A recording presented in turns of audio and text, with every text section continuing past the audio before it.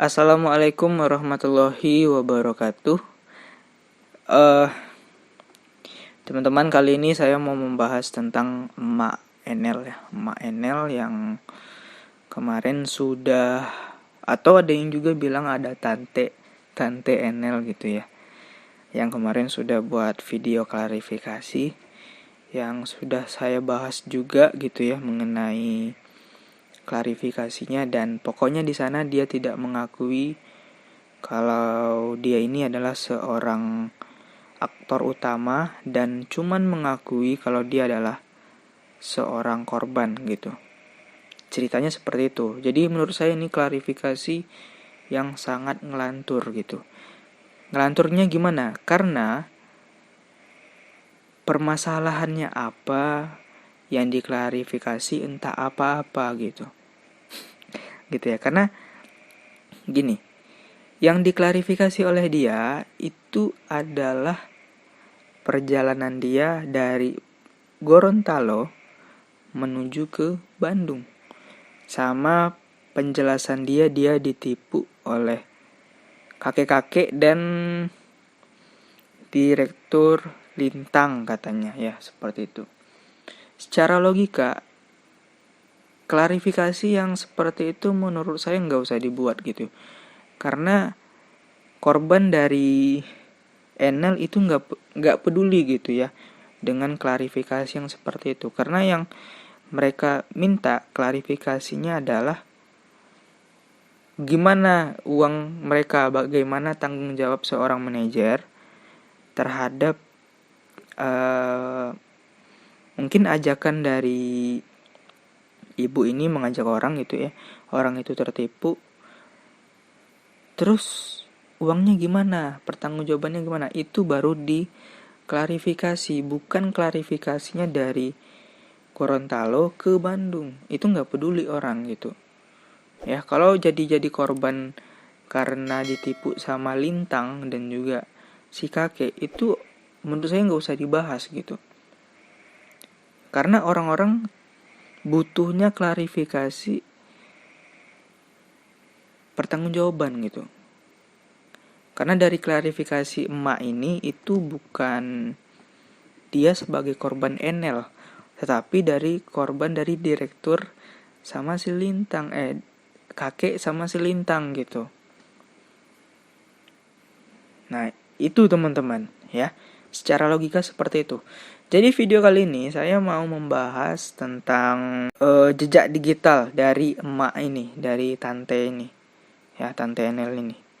Yang dimana kemarin sudah bilang kalkulator pun menangis, itu masih terngiang-ngiang gitu ya di telinga orang-orang yang gak suka Ponzi. Mungkin yang udah sadar pun gitu ya, pemain Ponzi yang udah sadar pun masih terngiang-ngiang gitu dengan kata-kata kalkulator pun menangis, ikut bahagia gitu katanya, melihat keuntungan yang dia dapat dari Enel gitu.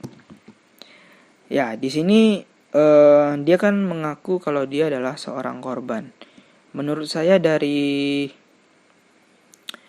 investasi bodong, money game, skema Ponzi, kalau yang bisa dikatakan korban itu adalah orang yang awam gitu ya, orang yang tidak mengerti dengan permainan yang seperti ini, itu akan berujung penipuan dengan penawaran yang tidak masuk akal, sehingga orang tergiur dan menganggap ini investasi yang benaran dan hasilnya ketipu.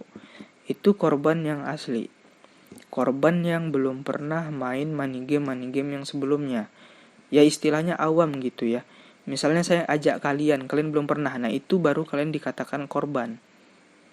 Tapi saya nggak mau ngajak kalian, saya masih punya hati nurani gitu teman-teman. Tidak seperti afiliator money game berskema Ponzi, karena mereka mengundang orang ya. Mengundang itu kata-kata yang menurut saya masih positif, menjerumuskan gitu ya. Karena mereka menjerumuskan orang itu untuk keuntungan dia sendiri, karena uang kalian depositkan untuk mereka, sehingga mereka terus memperbanyak orang untuk jerumuskan untuk memperkaya dia. Jadi seperti ini tuh uang haram yang didapat dalam permainan yang seperti ini gitu. Jadi tadi kan saya katakan orang yang tertipu ataupun korban itu adalah orang awam yang menurut saya belum pernah sama sekali main money game ataupun sama sekali belum pernah coba-coba investasi. Tapi ibu ini ataupun tante ini saya rasa ini bukan orang awam gitu ya. Cuman ngaku-ngaku korban aja, karena sebelumnya dia pernah, ya ini jejak digital dia juga pernah main money game yang lain, yaitu adalah VTube. VTube ini money game berskema Ponzi nonton iklan.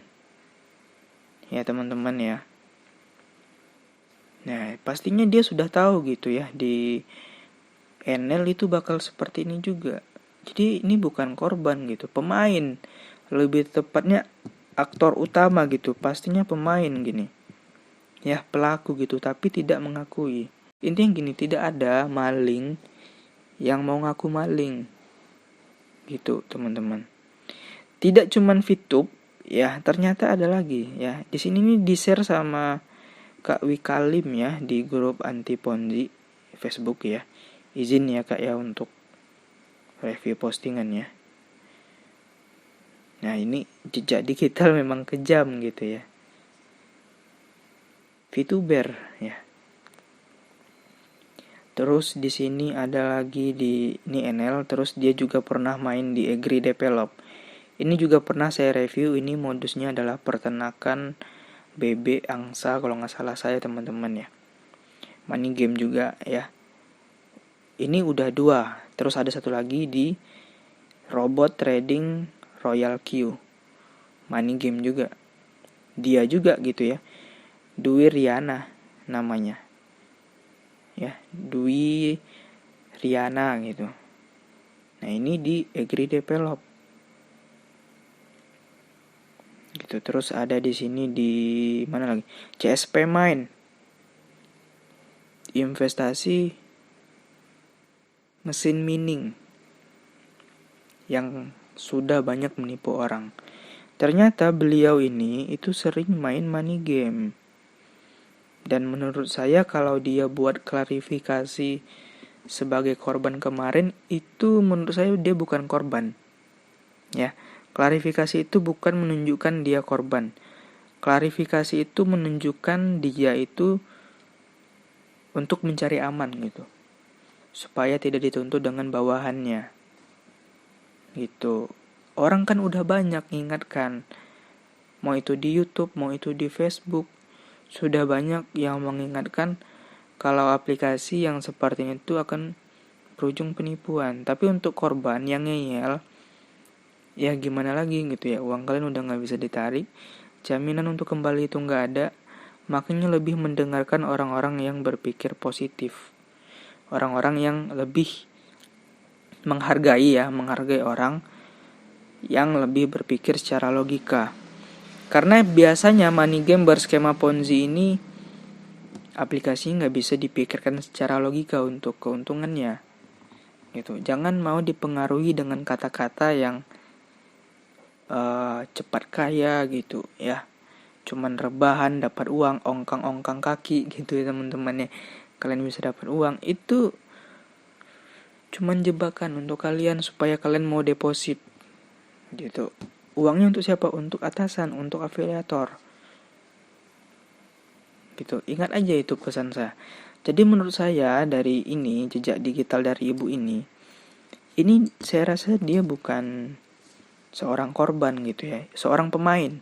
Karena udah dilihat dari beberapa yang lain juga dia ternyata pemain. Dan di sini ada juga nih ya. Ternyata gitu teman-teman ya. Dia seorang admin di grup Telegram Agree Develop. Ini bukan korban, ini pemain gitu ya. Admin. Ya. Terus ada lagi anggotanya CSP Mine. Sehari-hari udah makan Ponzi gitu ya, saya rasa gitu ya teman-teman ya. Terus di sini, nah ini ada beberapa yang lebih lengkap. Goderens. Ya, Dwi Riana, kalian bisa lihat untuk nama akun Facebooknya. Terus di sini ada DreamWorks, ini money game berkedok film bioskop gitu ya kalau nggak salah gitu.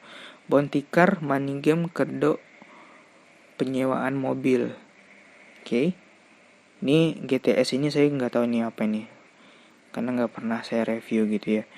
Jadikan Android sebagai mesin ATM. Wis, gila ya postingannya.